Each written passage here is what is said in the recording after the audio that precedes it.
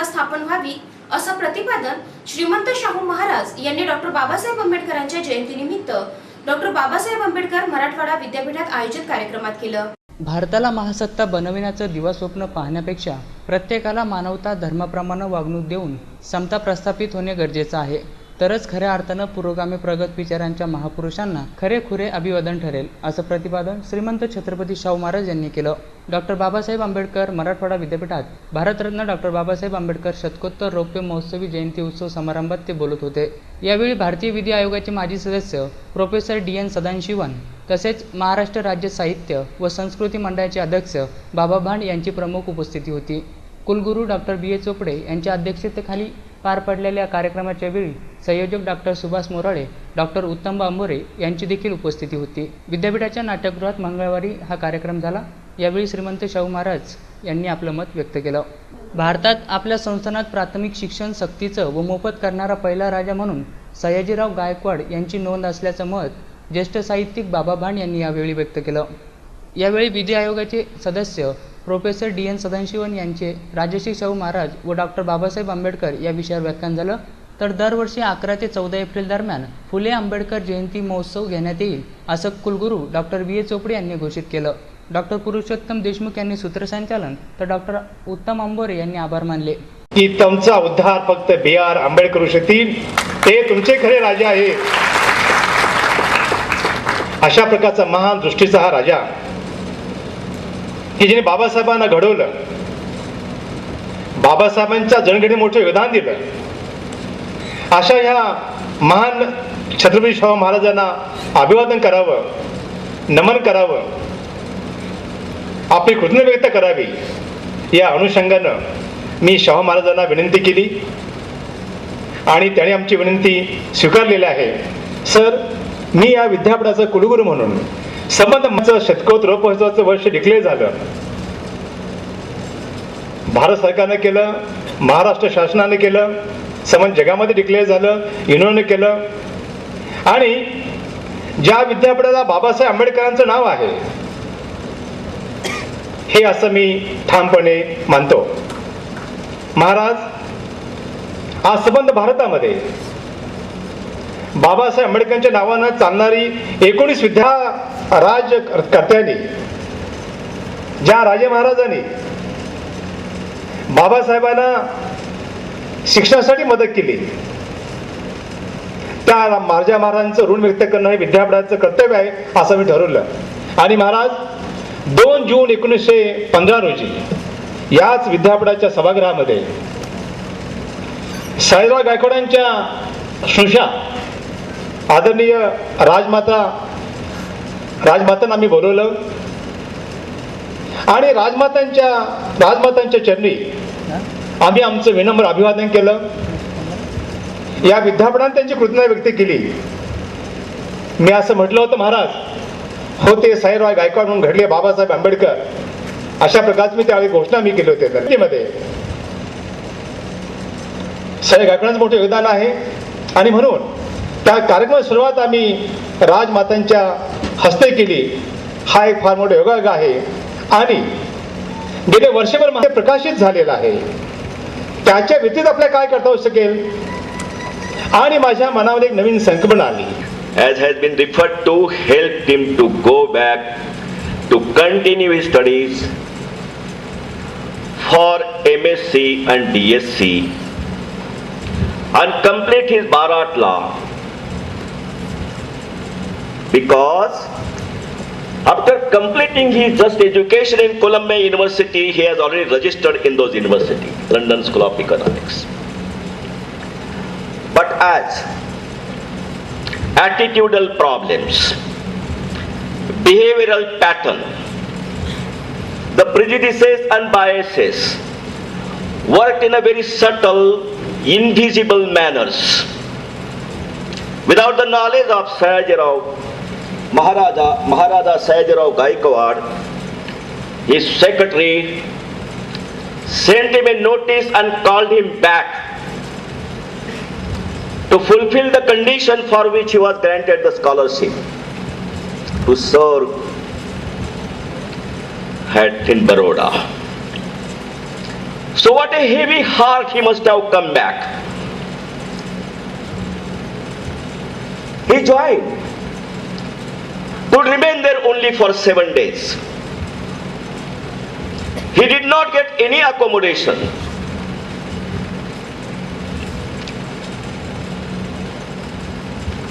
In a hostel run by Parsis, he could manage.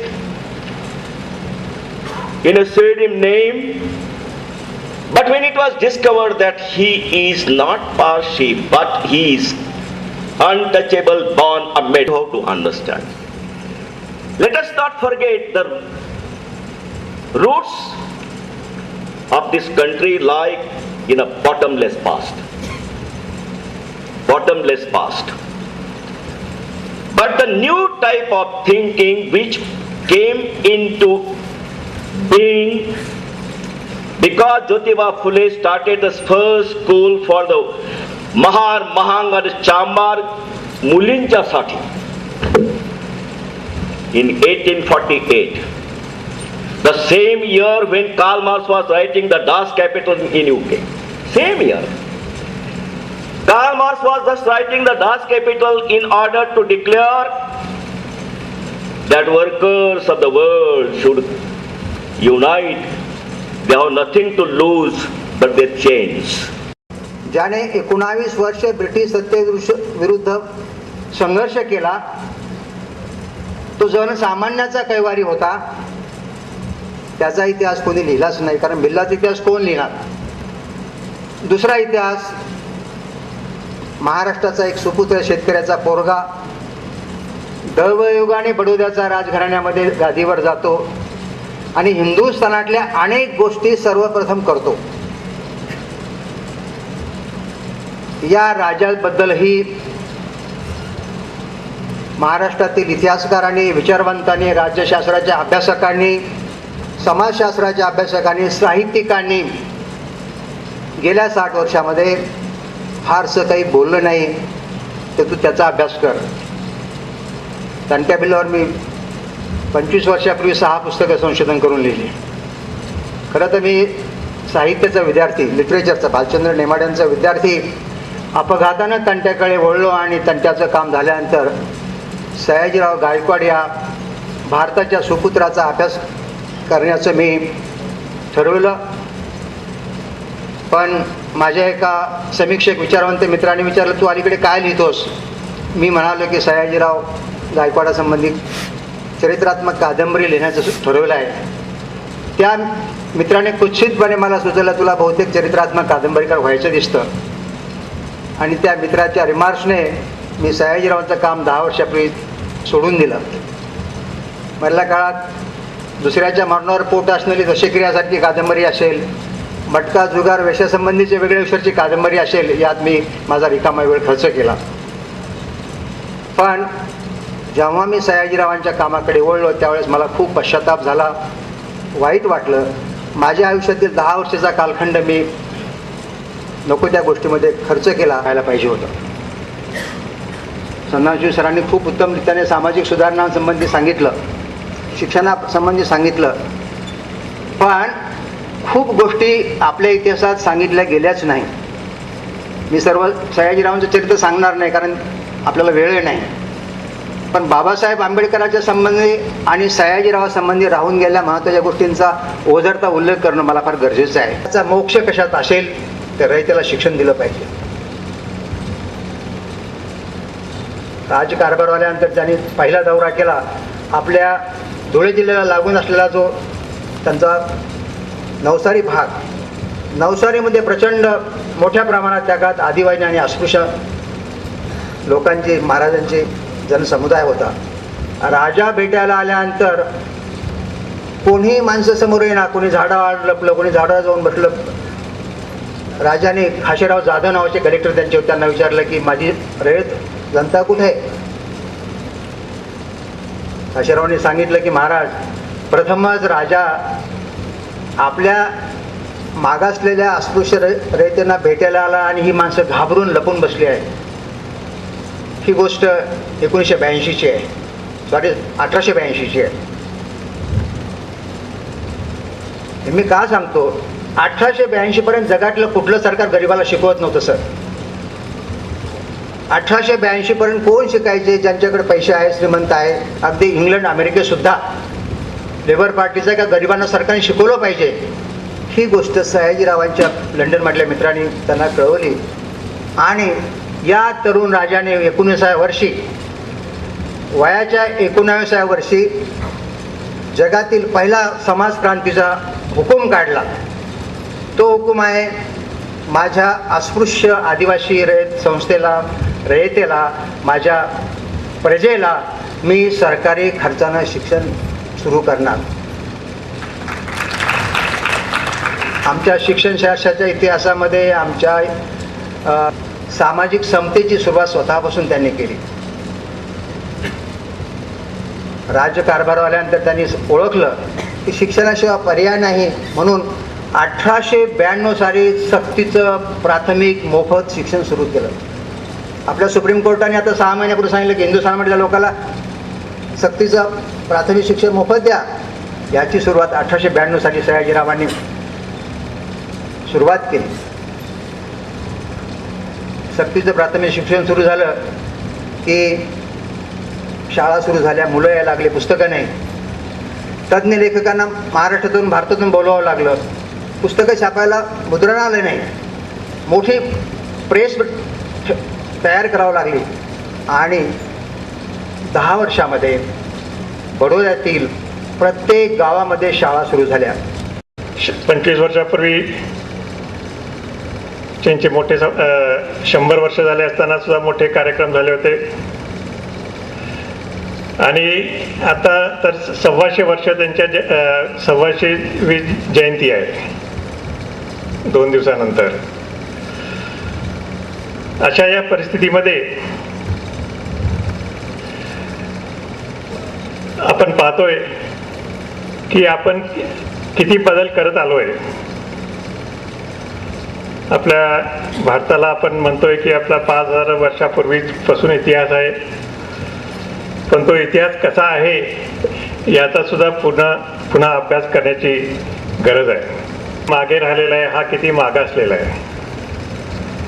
आणि म्हणूनच सहजासहजी एक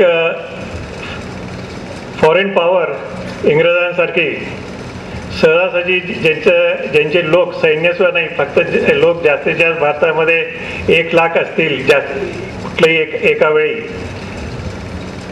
असा देश, असे लोक इथं येऊन आपल्यावर राज्य करू शकतात. आणि त्यावरूनच खरं म्हणजे आपण लक्षात घ्यायला पाहिजे होते की आपली परिस्थिती काय, आपली सामाजिक व्यवस्था काय, आणि ही राजकीय परिस्थिती सुद्धा, आर्थिक परिस्थिती सुद्धा कुठल्या सामाजिक कारणामुळे ही अशी बिघडली जेणेकरून हे सगळे आपल्यावर एवढं मोठं आक्रमण करून आणि आपल्या भारतावर एवढ्या मोठ्या देशावर राज्य करू शकले. तर त्याचा आपण जर पाहिलं तर समाजामध्ये दुरावा निर्माण झालेला होता. 1000 वर्षापूर्वी त्याच्यावर शिक्कामोर्तब झालेलं होतं. सगळे घटक पूर्णपणे वेगवेगळे झालेले होते आणि त्यामुळे एका घटकाला दुसऱ्या घटकाच्या बरोबर आपण एक आहोत अशी भावनाच नाहीशी झाली होती. आणि ती काय फक्त 1000 वर्षापूर्वी झाली असं नाही, असं गेले अनेक हजारो वर्ष ते चालत आलं, डेव्हलप होत आलं. आणखी ही अशी परिस्थिती खरं म्हणजे जातीवादी परिस्थिती ही फक्त भारतामध्ये जेवढ्या मोठ्या प्रमाणात झाली ही एक आश्चर्याची गोष्ट आहे.